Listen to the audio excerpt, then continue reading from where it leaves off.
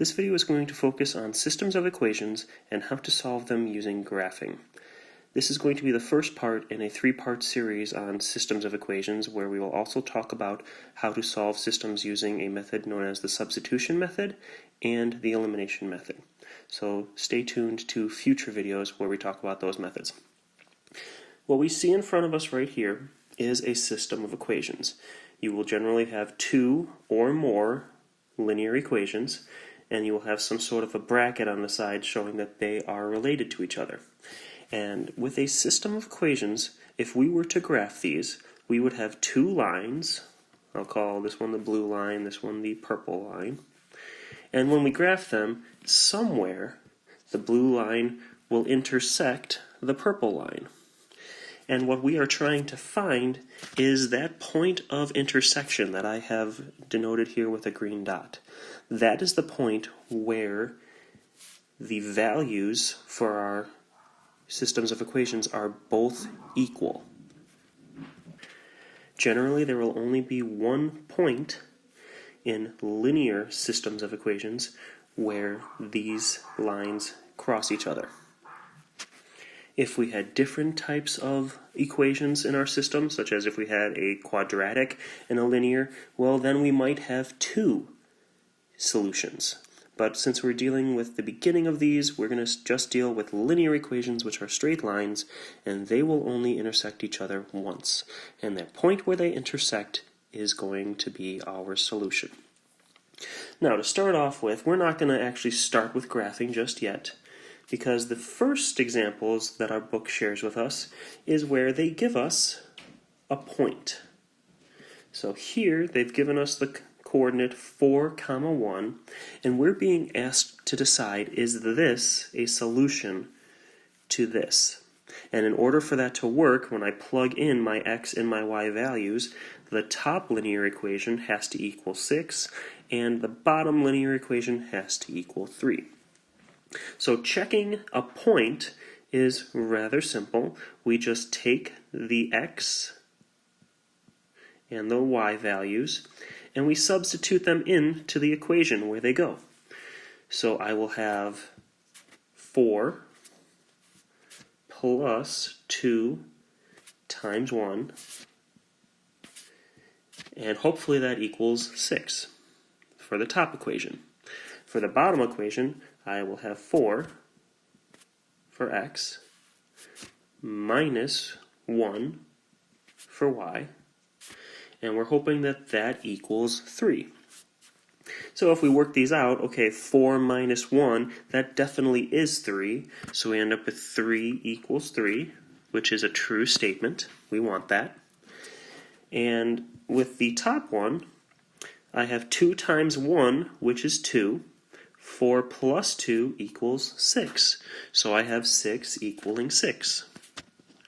Which means that this point, this 4, 1, is the solution to these linear equations. That means if I were to graph this equation and this equation, they will cross each other's path at this coordinate. That is where their lines will intersect. Alright, so there we go. Let's try a different one though and see what happens if it doesn't work out. For our second example here, we have the linear equations x minus 2y equals 4 and 3x plus y equals 6. The coordinate we're being asked to check is 2, negative 1. So if you want to pause the video, copy this down, and give it a try for yourself, you can discover, is this going to be a solution for our system of equations? So give it a try. Pause the video. Hopefully you paused it, tried it on your own, but if you didn't, that's okay. Just like last time, I'm going to use blue this time, but just like last time, I have my x coordinate and my y coordinate, and my x is going to go in for the x's, and my y is going to go in for the y's. So let's start with that. I've got 2 minus 2 times y, and y is a negative 1, and we want this to equal 4. And then the bottom equation, we have 3 times x, so 3 times 2,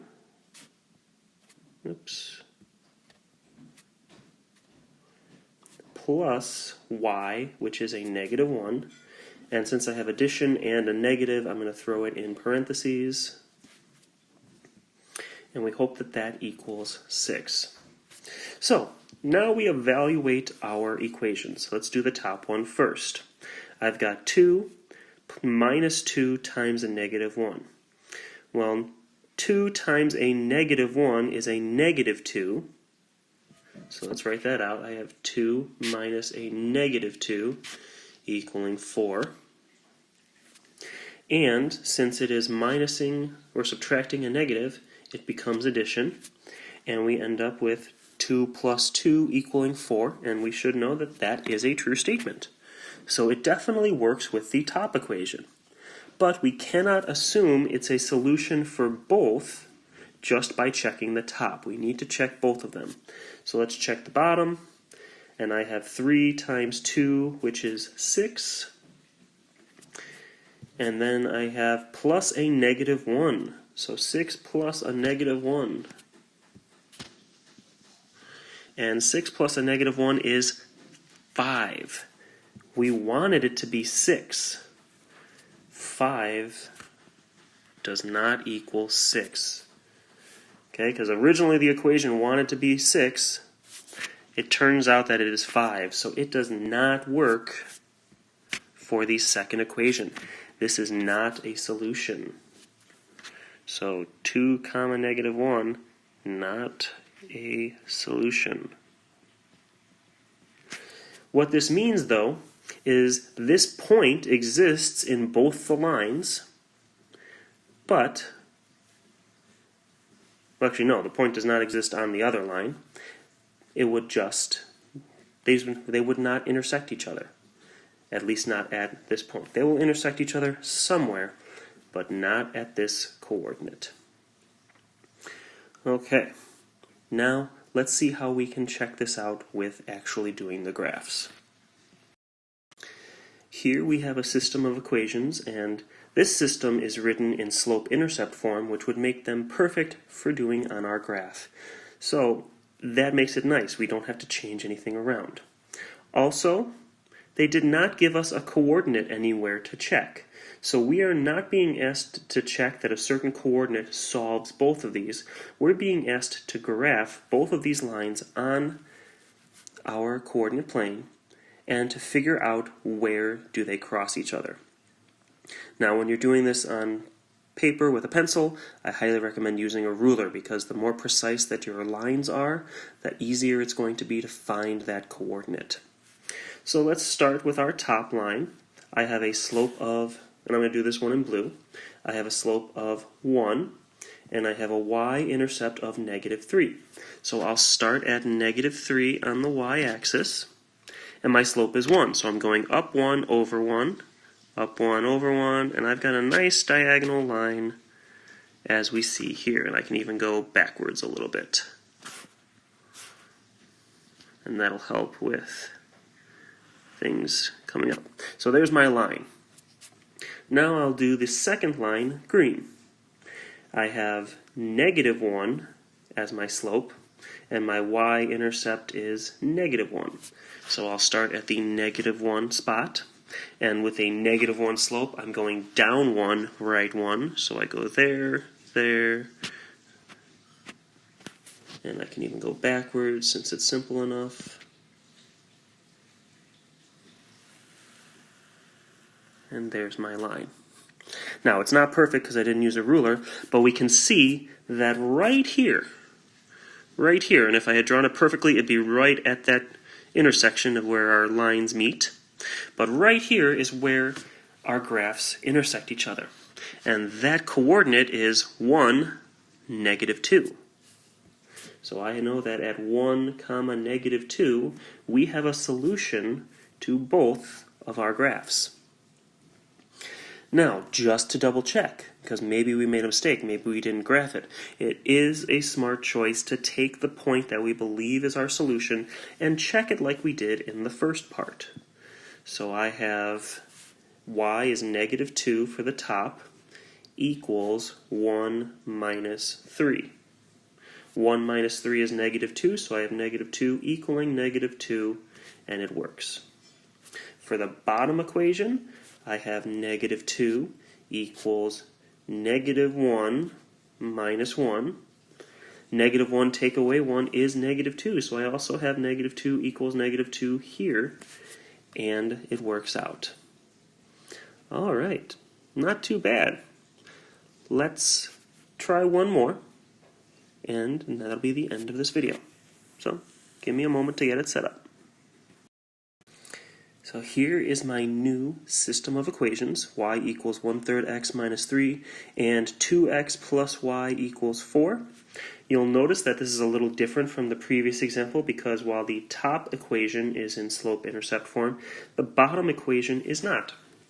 So you have options here.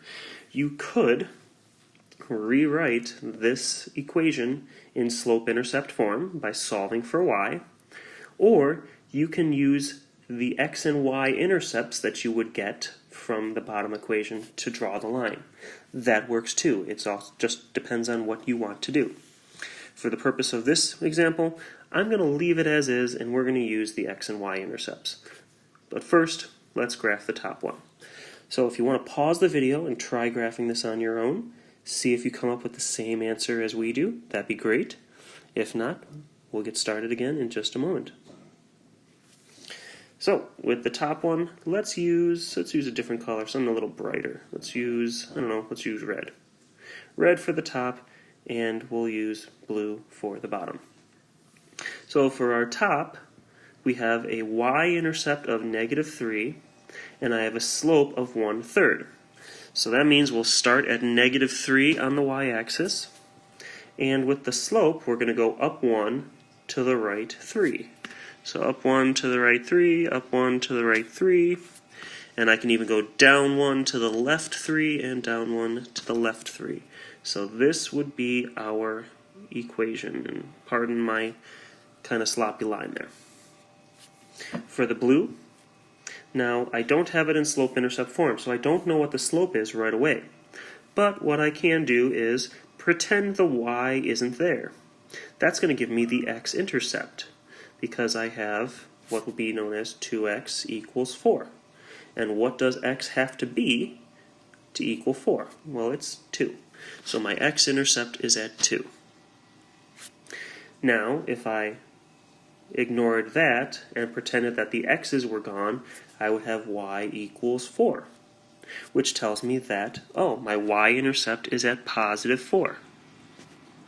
Oops, that should be blue, not red. There we go. Now, all I need is these 2 dots. That tells me that I will have a line passing through them, and if I were to connect them, I would see something that looks sort of like that. And we have our intersection that we're looking for right here, which is at 3, negative 2. So my solution appears to be 3, negative 2. But, like I said with the last example, we should always check our solutions. So for the top, I have negative 2 equals 1/3 times 3 minus 3. 1/3 times 3 is 1 minus 3. And 1 minus 3 is negative 2, which is what we wanted it to be. So it works out for the top. Now let's do the bottom. For the bottom, we have 2 times 3 plus a negative 2, and we want this to equal 4. That gives me 6 minus 2 equals 4, and 4 does indeed equal 4. So this is our solution. And there we have it. There's our first part for solving equations or systems of equations by graphing.